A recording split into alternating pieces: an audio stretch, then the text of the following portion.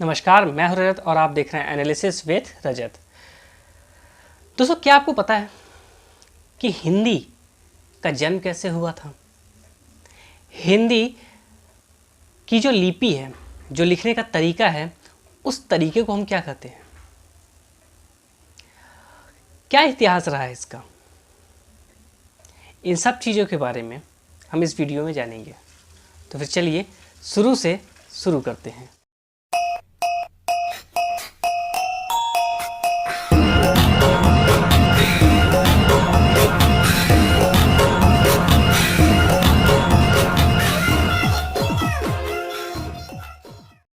दोस्तों, मैं वीडियो को शुरू करूं और मैं हिंदी के बारे में बात करूं, उससे पहले मैं हिंदी साहित्य के पितामह कहे जाने वाले भारतेंदु हरिश्चंद्र जी की एक छोटी सी लाइन है। निज भाषा उन्नति रहे, सब उन्नति के मूल, बिन निज भाषा ज्ञान के, रहत मूढ़ के मूढ़।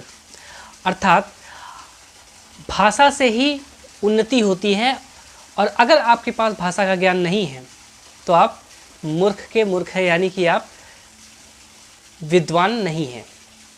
दोस्तों, हिंदी भाषा का इतिहास 1000 वर्ष पुराना है।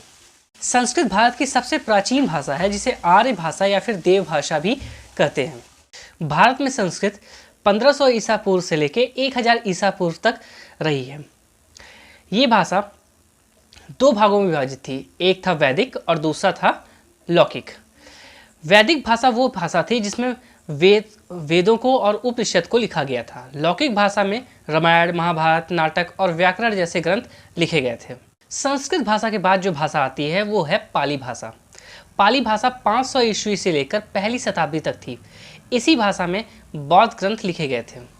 पाली भाषा के बाद प्राकृतिक भाषा का उदय हुआ। इस भाषा में जैन ग्रंथ लिखे गए थे। ये भाषा 500 ईस्वी तक थी। इस भाषा को आम बोलचाल के लिए भी इस्तेमाल किया जाता था।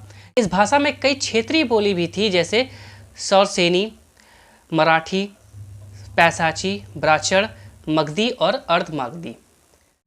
प्राकृत भाषा के अंतिम चरण में अपभ्रंश भाषा का विकास हुआ।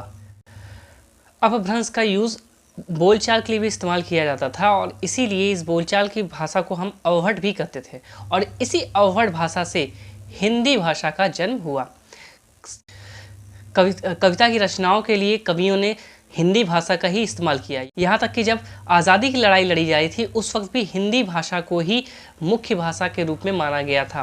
यहाँ तक कि हिंदी में ही पत्रकारिता भी होती थी। बाद में आज़ादी के बाद हिंदी को राजभाषा के रूप में माना गया। अब मैं आपको एक छोटा सा वाक्य सुनाता हूँ। एक बार एक गार्जियन ने मेरे पास कॉल किया और उन्होंने मुझसे ये शिकायत की कि sir, I feel ashamed that my child don't know a single word of English. मुझे बड़ा अजीब लगा कि चलो ठीक है, बच्चे को इंग्लिश का कोई शब्द नहीं, मतलब इंग्लिश उसे आती ही नहीं है, वो बोल नहीं पाता है या फिर लिख नहीं पाता, जो भी है, लेकिन इसमें शर्मिंदा फील करने वाली कौन सी बात आती है?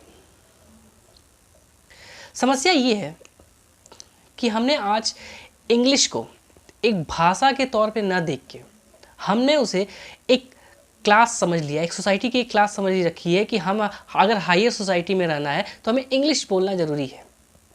लोग ये भूल जाते हैं कि इंग्लिश सिर्फ एक बोलचाल की भाषा ही है, जैसे हमारी हिंदी है।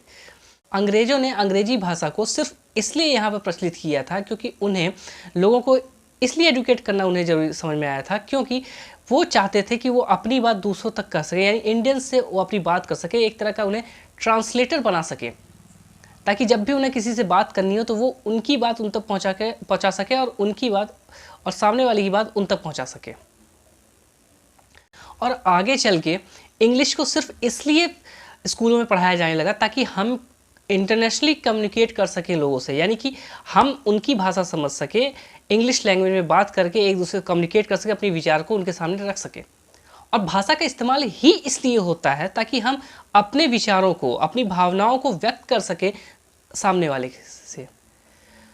तो फिर इस तरह से इंग्लिश को इतना ज़्यादा मान देना, इस तरह से, और हिंदी को इतना ज़्यादा नीचा समझना, ये कहाँ का इंसाफ है या फिर ये कहाँ की समझदारी है। और एक वास्तविकता बताऊं तो इंग्लिश तो एक ऐसी भाषा है जिसमें कई सारे शब्द ऐसे हैं जिनके लिए, या फिर कई चीज़ें ऐसी हैं जिनके लिए अभी भी कोई शब्द नहीं है, और आपकी हिंदी में हर चीज़ के लिए एक शब्द बना हुआ है। अब जैसे मैं बात करूं, इंग्लिश में चाचा को भी अंकल कहते हैं और फूफा को भी अंकल कहते हैं, चाचा की पत्नी को भी आंटी कहते हैं और बुआ को भी आंटी ही कहते हैं। अब आप सोचिए कि उनके पास तो पूरे वर्ड भी नहीं है। यहाँ तक कि हमारे इंडियन कल्चर के हिसाब से देखें या फिर हमारे हिंदी के हिसाब से देखें कि हम बड़ों को आप कह के बुलाते हैं, लेकिन अगर इंग्लिश की बात करें तो ही का यूज़ हम बड़ों के लिए भी करते हैं, या फिर कहीं यू का यूज़ हम बड़ों के लिए भी करते हैं और अपने से छोटों के लिए भी करते हैं, अपने से बराबर वालों के लिए भी करते हैं। तो ये सोचने वाली बात है। देखिए, मैं ये नहीं कह रहा कि इंग्लिश नहीं सीखना चाहिए, मतलब इंग्लिश बोलना गलत है या फिर इंग्लिश सीखना नहीं चाहिए या फिर ऐसा कुछ, मेरी ऐसी कोई धारणा नहीं है। लेकिन मैं सिर्फ ये बताना चाहता हूँ कि किसी एक भाषा के चलते हम अपनी खुद की जो हमारी राजभाषा है, हमारी जो खुद की मातृभाषा है, उसे नज़रअंदाज करना, उसे नीचा समझना, ये गलत है। बाकी ये वीडियो आपको कैसा लगा मुझे कमेंट करके ज़रूर बताइएगा। अभी तक आपने मेरा चैनल सब्सक्राइब नहीं किया है तो सब्सक्राइब जरूर कर लें और बेल आइकन को प्रेस करना न दबाइएगा, ताकि मैं जब भी कोई वीडियो डालूं तो आप तक सबसे पहले पहुंच जाए। और इस वीडियो को लाइक करिए, शेयर करिए। तो फिर चलिए अब मिलते हैं एक नई वीडियो में, एक नए खबर और एक नए मुद्दे के साथ। तब तक